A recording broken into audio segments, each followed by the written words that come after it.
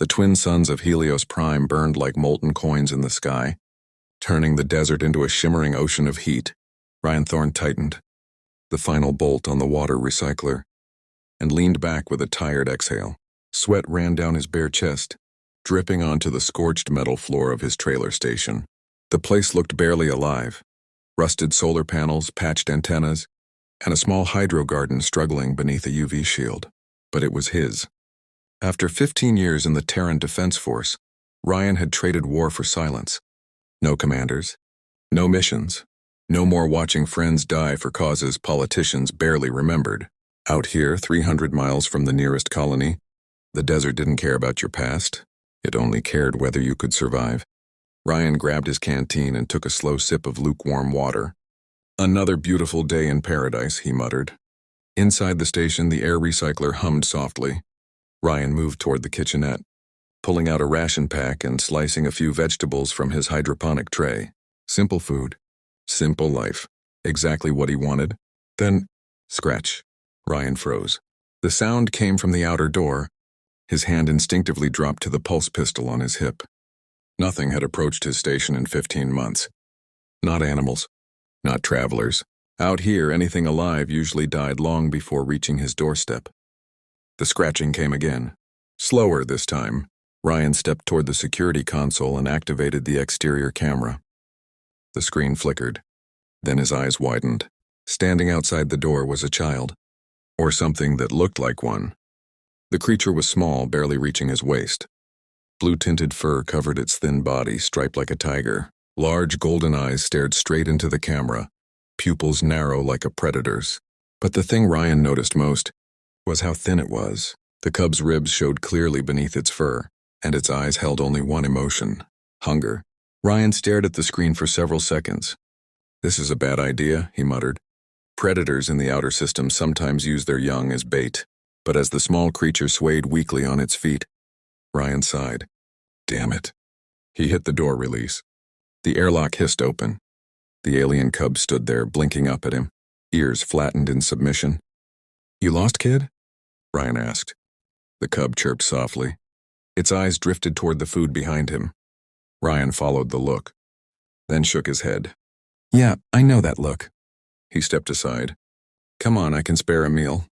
The little alien crept inside cautiously. Ryan placed a plate of vegetables and protein strips on the floor. The cub sniffed it, then began eating carefully, almost politely. Ryan watched in silence. Something stirred inside him, a feeling he hadn't felt since the war. Compassion. When the cub finished, it looked up at him and made a soft trilling sound. Then suddenly, it sprinted toward the door. "Hey!" Ryan opened it just in time for the creature to vanish into the desert night. Ryan sighed and sat back down with his cold dinner. "Getting soft, Thorne." He took one bite. Then the scratching came again. Ryan groaned and walked back to the door. What now? He opened it and froze. The cub had returned.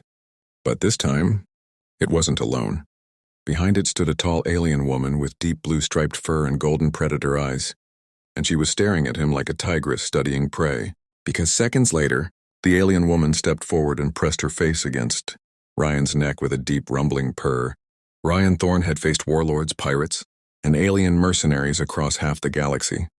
None of them had ever made his brain shut down the way the alien woman standing at his door just did. She was tall, almost his height. Her fur was a deep lapis blue with darker stripes flowing across her athletic frame. A sleek gray suit clung to her body, emphasizing powerful legs and narrow hips built for speed. But it was her eyes that held him. Golden, sharp, intelligent. The cub chirped happily beside her. The woman spoke in musical alien syllables Ryan didn't understand. Then she gestured to the cub. And to him. Ryan rubbed the back of his neck. You're welcome." The woman stepped closer. Her movement was graceful, predatory.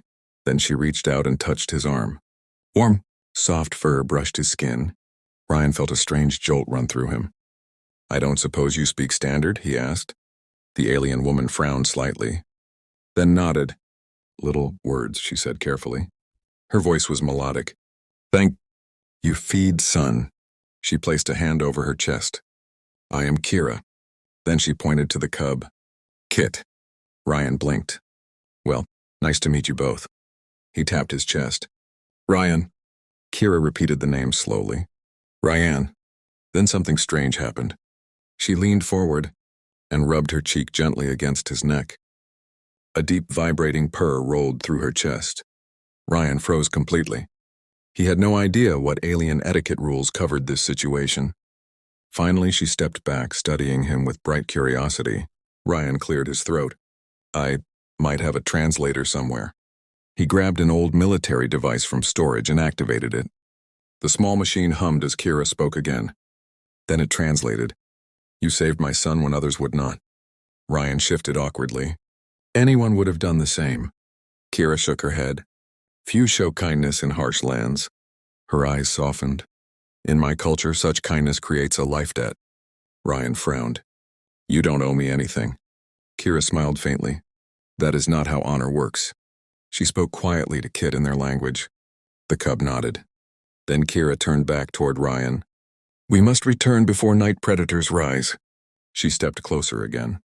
Her golden eyes locked onto his. Our paths now share destiny. Before Ryan could respond, she pressed her cheek against his again. The purring returned. Then both she and the cub slipped silently into the dark desert. Ryan stood in the doorway long after they vanished. What the hell just happened? He muttered. But 7 days later, that same cub would return to Ryan's station, terrified, and begging him to save his captured mother. For 7 days, Ryan tried to forget the blue-furred woman who had purred against his neck. It didn't work. The desert felt strangely quiet without unexpected visitors. Every now and then he caught himself glancing at the security monitors, expecting to see a flash of blue fur. Get it together, he muttered while repairing a moisture collector. One weird encounter doesn't mean anything. Then the proximity alarm chimed. Ryan looked up sharply. Movement outside. He rushed to the security screen. His heart sank. It was only Kit. Alone and clearly panicking. Ryan opened the door immediately. The cub burst inside, chittering frantically while grabbing his leg. Easy, kid, Ryan said. What's wrong? Kit made frantic gestures toward the desert, then mimed something strange. Hands bound, dragged away. Ryan frowned, then remembered the translator. He activated it quickly. Kit spoke again. The device processed the sounds, then translated. Mother taken. Ryan's stomach tightened. Taken by who? Kit hissed sharply. The translator spoke again. Scale hunters, cages. Ryan's jaw clenched. He knew that name. Sorents, slave traders.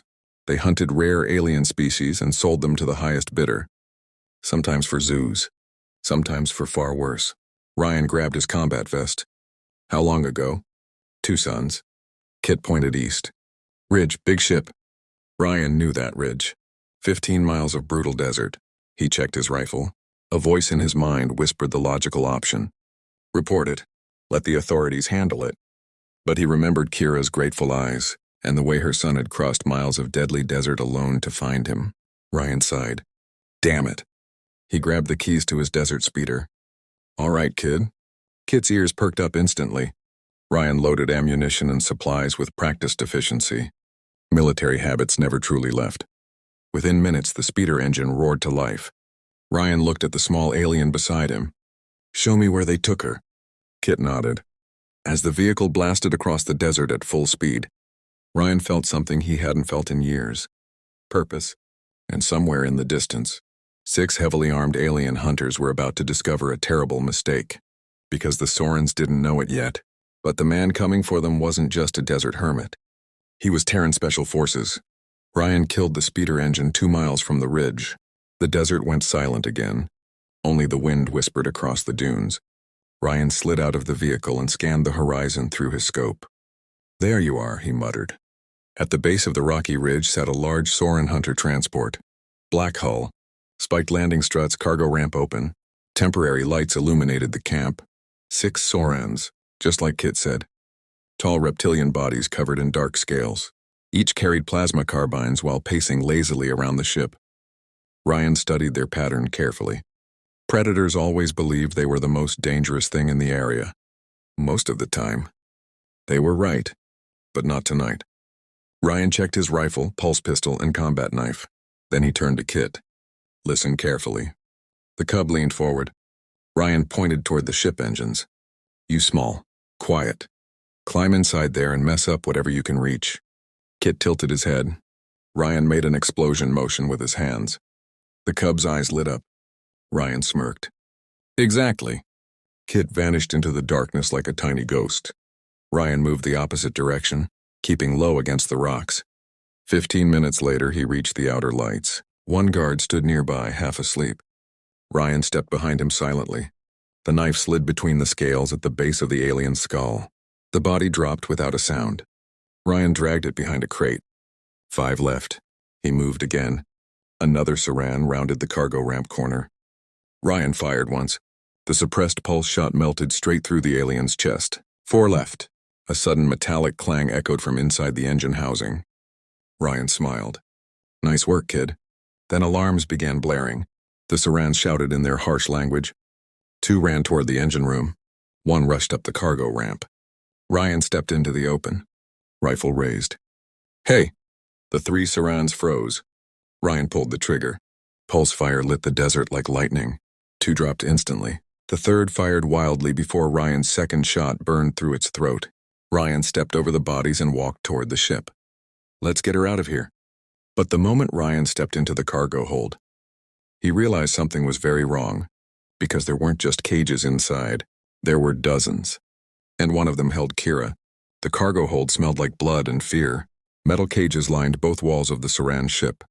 Inside them were creatures from half the galaxy. Some small, some massive, all prisoners. Ryan's jaw tightened. Bastards. He moved quickly down the row. Then he saw her. Kira. The blue-striped tigress crouched inside a reinforced cage. Wrists bound by glowing restraints, her golden eyes snapped up the moment she saw him. Shock flashed across her face. Ryan? The translator on his belt processed the word instantly. Ryan crouched by the cage door. Told your kid I'd help. Kira stared at him in disbelief. You came alone? Ryan shrugged while pulling tools from his vest. Technically, I brought a very enthusiastic saboteur. As if on cue, a loud explosion rocked the ship.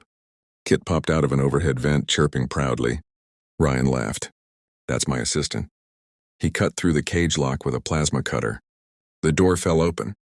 Kira stepped out slowly. Even exhausted, she moved like a predator queen. Then she suddenly grabbed Ryan and pressed her face into his neck again. The deep rumbling purr returned. Ryan froze. We should probably do this later. Kira pulled back reluctantly. Your scent means safety. Ryan blinked. Right. Then heavy footsteps thundered above them. Ryan's smile vanished. Problem. Kira sniffed the air. More hunters. Ryan counted the steps. Too many. The remaining Sorans had called reinforcements. Great, Ryan muttered.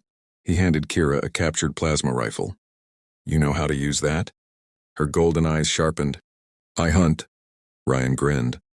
Perfect. Because seconds later, the cargo ramp slammed shut, and the hunter ship lifted off into the sky. The entire ship shook as the engines roared to life. Ryan grabbed the nearest railing. You have got to be kidding me. Through the cargo bay window, the desert shrank rapidly below them. They were airborne. Kira's ears flattened.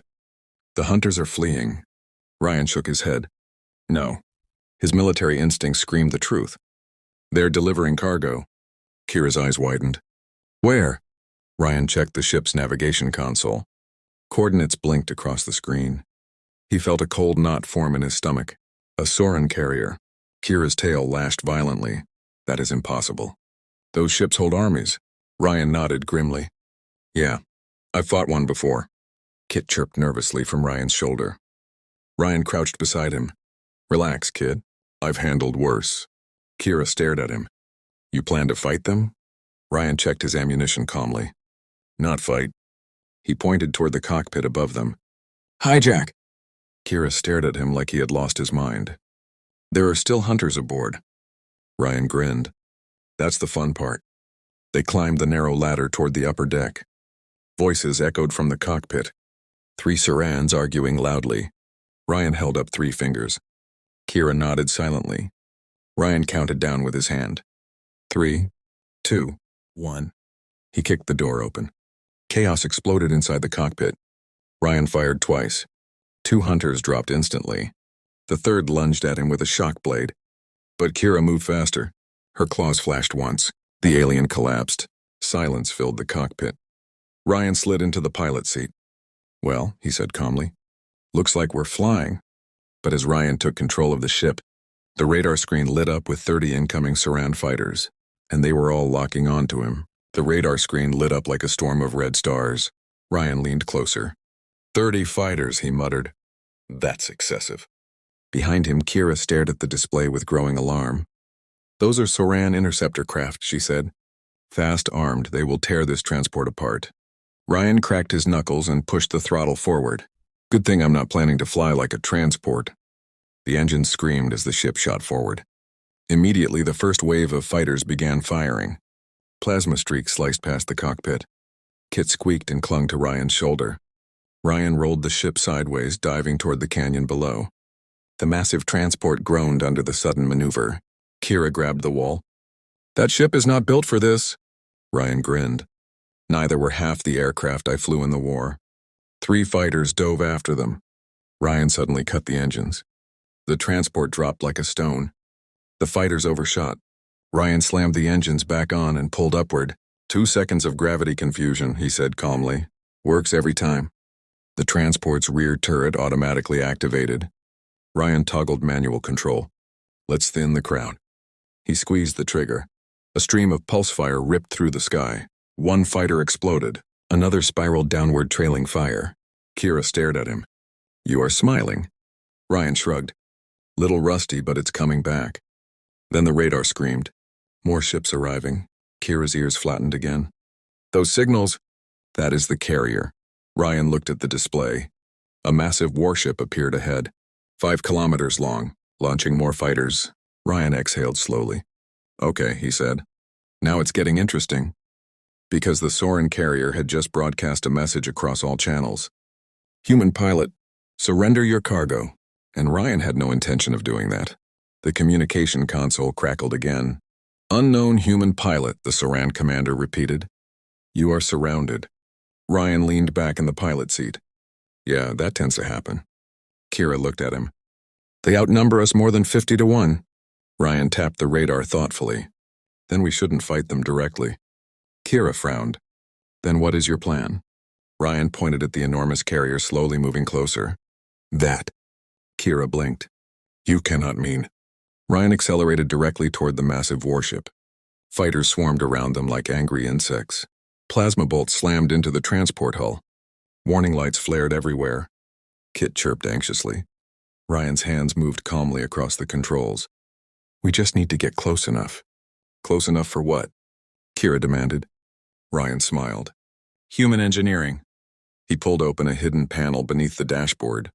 Inside was a small cylindrical device. Old military hardware. Kira studied it. "What is that?" Ryan slid the device into the ship's power system. "A Terran electromagnetic cascade charge." Kira's eyes widened. "That will destroy this ship." Ryan nodded. "Yep." "Then we will die." Ryan adjusted the trajectory slightly.